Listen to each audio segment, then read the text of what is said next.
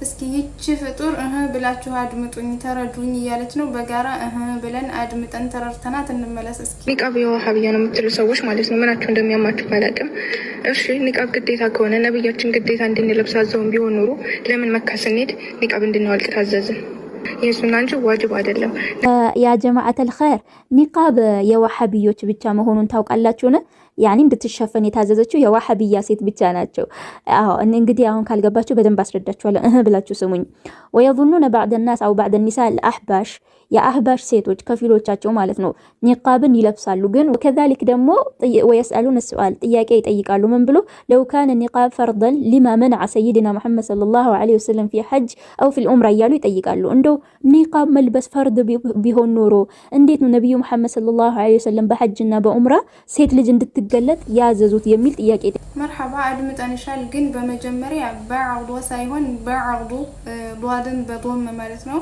ቀጥለሽ ደግሞ ጀምዕ ለሆኑ ሴቶች ወይስአሉና አይባልም። እስኪ ከዋሃቢያዎች መካከል ሶርፍ የሞከረ ካለ ጠይቂያቸው ማለት ነው። ጀምዕ ለሆኑ ሴቶች ምንድነው የሚባለው ብለሽ ሊማ መንዐ ሰይደና ሙሐመድ እያልሽ ነበረ። እንደዚህ አይባልም። መጀመሪያ ተማሪ መልስ ለመስጠት ከመሮጥሽ በፊት ማለት ነው። ሊማዛ መንዐ ሰይዱና ሙሐመድ ሰይዱና ዳልን በዶም ማለት ነው። ከዚህ በመቀጠል ኒቃብ ግዴታ እንደሆነ ዋጅብ እንደሆነ ሰፊ መረጃ መጣላችኋለሁ እያለች ነው። እስኪ አድምጠናት እንመለስ። ማስረጃ በሰፊው ስላለ እሱን አመጣላችኋለሁ፣ ችግር የለውም። አሁን ስለ ሐዲሱ ማለት ነው። ወከዛሊከ አንለብስም ካሉ እነሱ ከነዚህ ሶስት ውስጥ ከነዚህ ሴት አላህ Subhanahu Wa Ta'ala ሶስት ሴቶችን ነው አይደለ ኒቃብ እንዲለብሱ ያዘዛቸው። فلذلك እነሱ በዚህ ሶስት ሴቶች ውስጥ አይደለንም ካሉ ያለ መልበስ መርሐባ አላህ Subhanahu Wa Ta'ala በቁርአን ላይ ሶስት አይነት ሴቶችን ነው ኒቃብ እንዲለብሱ ያዘዘው ያልሽ ነው። ይሄንን ቦታ ማግኘትና ማወቅ እንፈልጋለን። አላህ Ta'ala የት ቦታ ላይ ነው ሶስት አይነት ሴቶችን ነው ኒቃብ እንዲለብሱ ያዘዘው የሚለውን ይሄንን እንፈልጋለን ማለት ነው።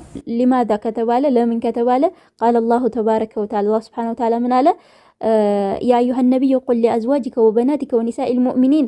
አሁን እነዚህ ሴቶች ሶስት ሴቶች ናቸው ኒቃብ እንዲለብሱ ወይ ደግሞ ሰውነታቸውን ሙሉ በሙሉ እንዲሸፍኑ የታዘዙት እነዚህ ሶስት ሴቶች ናቸው። ወሁም እነሱም ደግሞ እነማን ናቸው? አንደኛ መርሐባ የቁርአን አያው ለምን ለመጨረስ ፈራሽ ጨርሽዋ። እዚህ የቁርአን አያ ላይ ኒቃብ ግዴታ እንደሆነ የሚያዝ የለም። የጀመርሽው የቁርአን አያ ጅልባብ እንጂ ኒቃብ የሚል የለም። ኒቃብ ግዴታ እንደሆነ የሚናገር የቁርአን አያ አይደለም ነው። ኒቃብና ጅልባብ ገና ለያችሁም። ለምንድነው ማያውቀን ሰው የምታምታቱት? እንዲሸፍኑ የታዘዙት እነዚህ ሶስት ሴቶች ናቸው። ወሁም እነሱም ደግሞ እነማን ናቸው? አንደኛ